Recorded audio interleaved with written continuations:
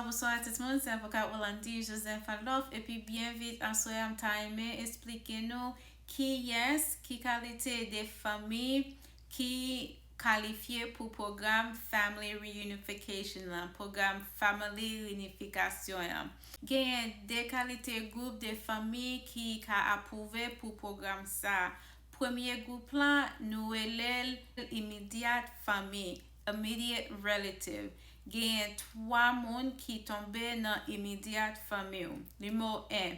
Si que yon mari, madame, citoyen aux États-Unis, file pour mari, madame yo Haïti. Numéro 2.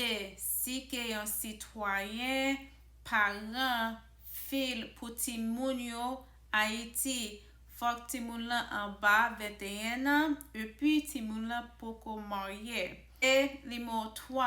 Si que yon ti moun qui citoyen, fil pour parents yo. Pour ti moun fil pour parents yo, faut ti moun sa 21 ans.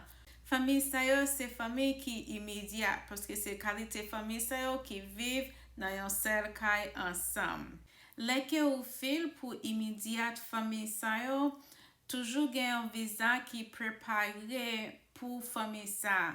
So, si que ou fil pour une famille qui immédiate et puis yo poko ici aux États-Unis, ou gen une bonne chance que vous qualifiez pour programme Family Reynifikasyon, c'est temps pour USCIS, voyez lettre la bao. Deuxième groupe qui a qualifié pour programme là, c'est famille qui pas immédiate. USCIS by famille sa yo différentes catégories. Première catégorie, c'est F1. F1, ça c'est parents qui citoyens qui filent pour ti moun yo qui gagnent 21 ans ou plus. Deuxième catégorie, c'est FDA. FDA, c'est moun qui gagne 4 résidences qui filent pour mari ou madame ou soit qui filent pour ti moun yo qui moins que 21 ans. F2B.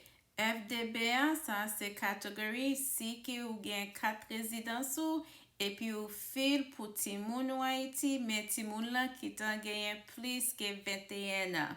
Changer si que ti moun ou marié et puis ou seulement gen 4 résidences ou pas ka fil pour li.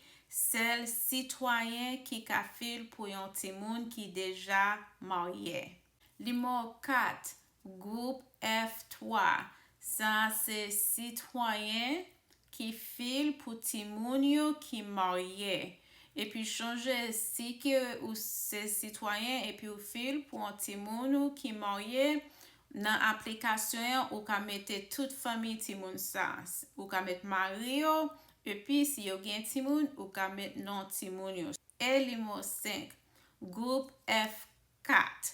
Catégorie ça c'est seulement citoyens frères assez qui filent pour frères au seyo Haïti.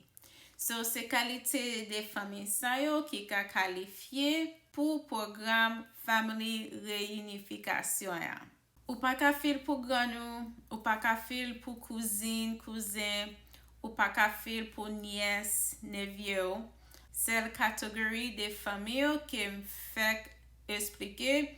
Et puis plus famille sa yo, c'est la famille tankou madame Marie, petite, parents et puis dernière frères assez.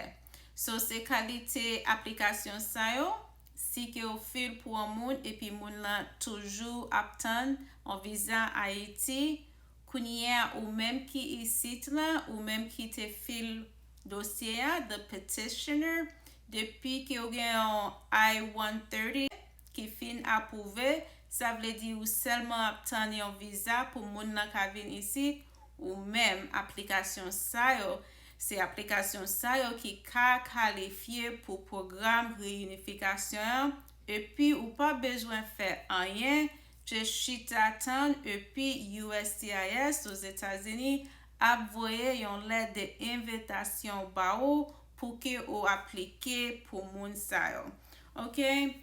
Si que nous avons plus de questions sur le programme Réunification, madame, relais bureau, que moi-même gain temps m'a répondu sur plateforme ça. Encore une fois, c'est avocat Volandi Joseph Adolphe et passez une bonne nuit. Ciao.